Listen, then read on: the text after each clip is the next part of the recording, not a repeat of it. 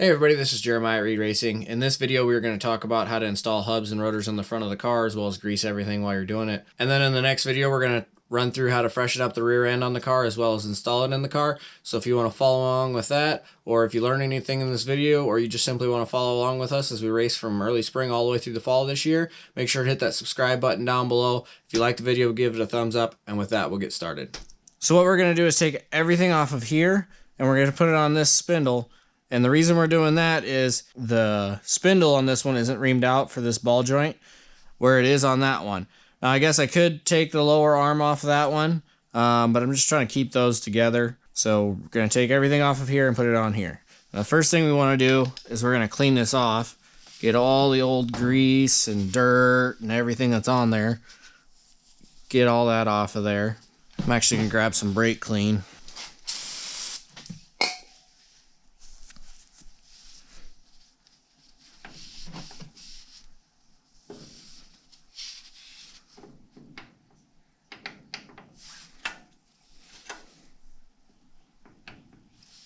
I took the lower arm off because it seemed like there was some play in the ball joint, but it actually wasn't in the ball joint. If you look at the ball joint, it's pretty tight. There's no up and down, side to side movement. Like this obviously is supposed to rotate like this, but if you try and push on it or pull on it, there's really no movement in there. But what I did see is if you look right here, there's that distance there. So even if the nut's all the way down here, it's not going to be sitting down all the way. And it's not going to be tight. So I'm going to have to get some washers to sit on there so that I can basically get that, once I get the nut on, it pulls it all the way up. So we need to find some washers that fit that. Now when you put washers on here, you want to make sure that it's not interference so they can actually lay flat. And that it's tall enough to actually get the nut off of there. So I'm going to put those two on and then that. And tighten that all the way down. And now we no longer have that play in there.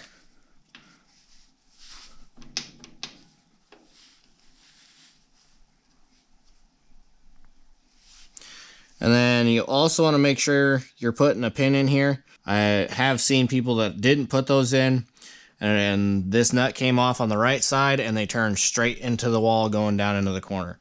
So instead of turning left, the car went right, straight dead onto the wall. Smash the whole front end of the car for a price of a cotter key. But we're going to start taking this one apart. So the first thing you do, just pop this cap off. Flathead screwdriver's all you really need to do that. If you're having a hard time getting it in there, just take a hammer and tap the end of the screwdriver. You don't want to hit too hard because you don't want to bend up the inside of it. But just kind of work it around until it comes off. Basically, I just stick the screwdriver in there and twist. Now, the reason you don't want to hit it too hard is because you'll end up either poking a hole in this or pushing the metal in, and then it either may not fit in correctly or it might start losing grease out the center. So, I don't want to flip that way. I'll have to clean that off before I put it back on. But we're going to straighten out this cotter key. Just holds the nut on that holds the bearing in.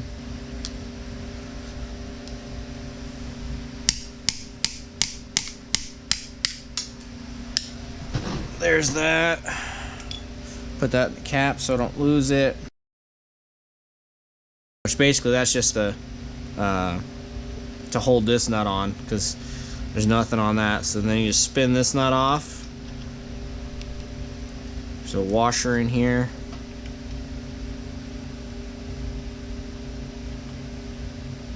And this washer has a spot for the key as well. And there's the bearing. So there's that spot that goes into the key. So make sure you line that up when you're putting it back on. Obviously we're going to put new grease in this bearing. Bearing seems alright. There's not a whole lot. I mean, there's side to side play, but it should be alright. So we're gonna have to grease that up. Then there's a race in here. Make sure that's all smooth, not scored up or anything, because that'll ruin your bearing pretty quick. Probably gonna have to, we're gonna have to take this caliper off. I should have done that first, but okay. So now we're gonna take these two caliper bolts out. We'll just slide the caliper off. That way we can get the assembly, hub assembly off.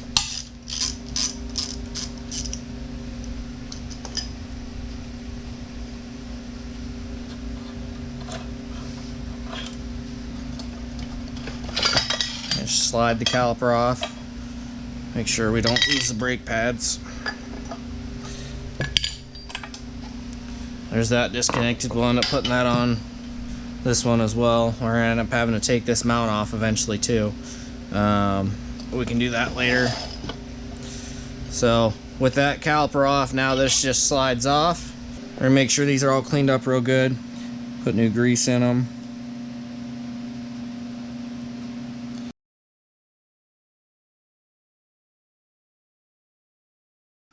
Make sure we get a decent amount of grease on this race.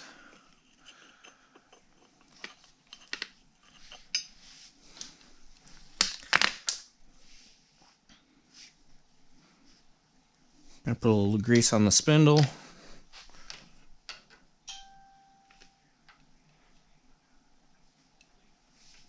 You can kind of see where stuff rides on the spindle. We want to put grease on all of it.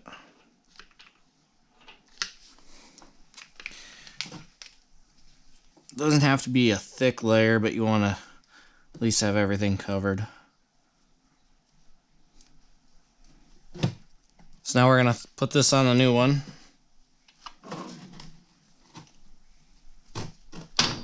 There we go.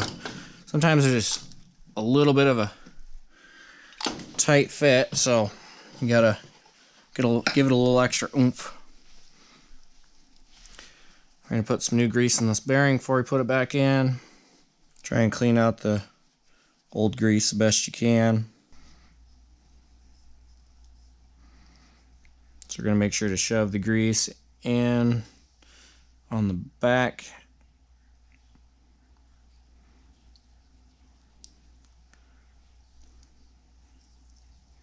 To the center. Anything that might, possibly spin is going to need grease to help keep it lubricated. Make it a mess, but that's going to sit in there with the smaller side towards the center of the car. Towards the inside of the car, I should say. And we're going to wipe off this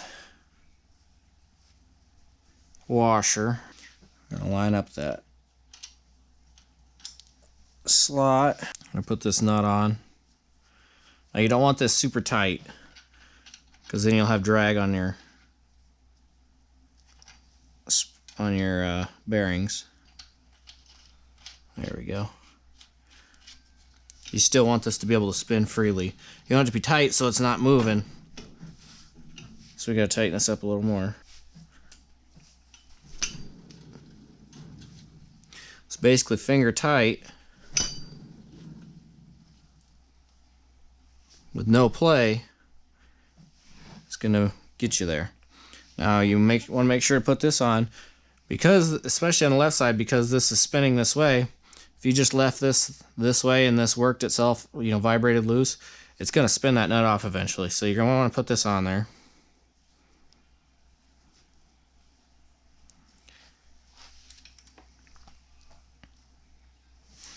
And then you're going to bend the tab in that lines up with that key slot so that can't move. And then to make sure that doesn't come off, because right now this can just slide on and off. It doesn't spin. We're going to put this key back through here. Bend that tab out of the way, because it's in the way of the key going through. At least a little bit. There we go. Got that slid through. You want to make sure to get it in as far as it'll go without, bending the loop out of it. And then you're just going to bend these tabs. Wipe this cover out, put some grease in it, and put that on, and then this side will be done. And you guys now know how to change these out. Then you can just take, you don't want to take, a hard hand, you don't want to take a big swing at it, you're just trying to knock it in. Just just like that. When it's flat on all sides, then it's in if you have to. And it doesn't want to go in very easily. Whatever side's sticking out, kind of just take a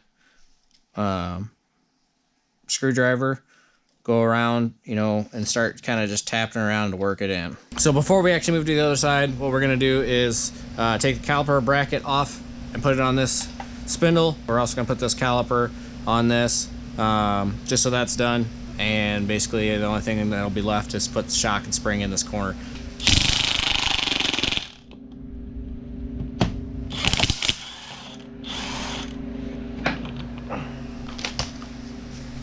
So they have one bolt that goes through the side, and then they have another bolt that goes down in the bottom here.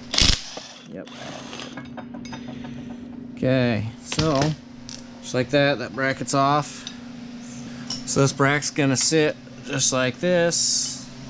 Put this bottom in first. We're not gonna tighten it up too much until we get the other bolt in the top.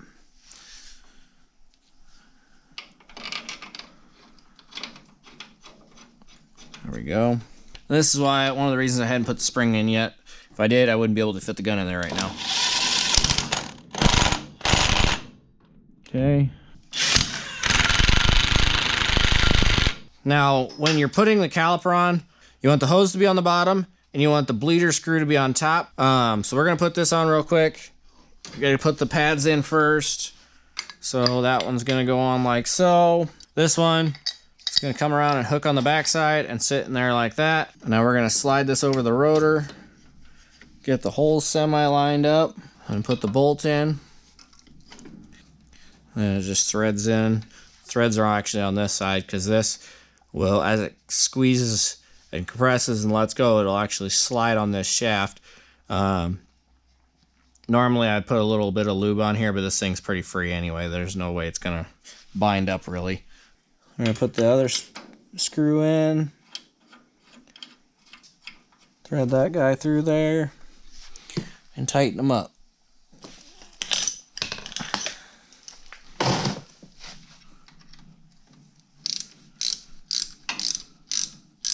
Now, if I had all kinds of money and could afford all new stuff, I would be putting all new on, but I just don't have the funding for that. So we're using what's good and usable, and what I have to replace, I'm replacing.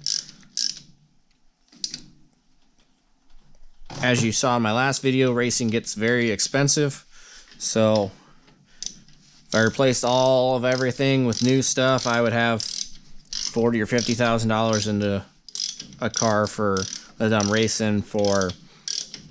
You know, if I went a regular night, I might be racing for a couple $100, $300-400. Is it worth spending 50 grand to go race for $300 or $400? No. Is it worth spending what I spent last year to race for $300 or $400? Probably not. But I have a lot less in it. I still had a lot of fun, which is the main reason why we're doing it. We're just gonna screw this line on here for now, just so it's out of the way. It's not gonna be dangling, getting smashed. I plan on getting a new line for all 4 corners. So now that we're on this side, we're gonna have the same problem that we had on the other side, where we're gonna have to get some washers to fill that gap. So we're gonna go through the same process on this side, and I'll probably speed it up since it's the same thing.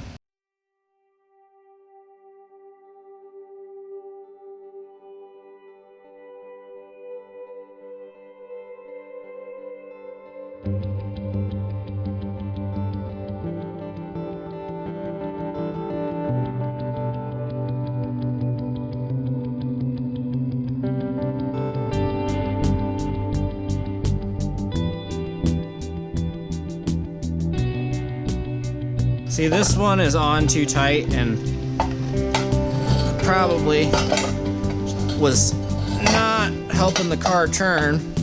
It's probably why I was loose most of the, or probably why I was tight most of the year. Compared to that one, when I spin that one, I can spin it around, you know, probably 4 or 5 times. This one I can't even get it to spin once before it stops. So whoever put this one on, put it on a little too tight.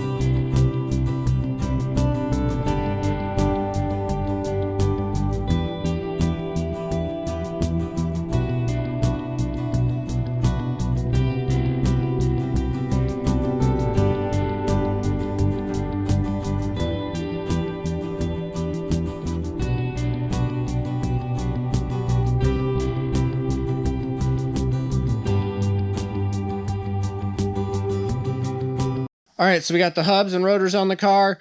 On both sides, we got everything greased up.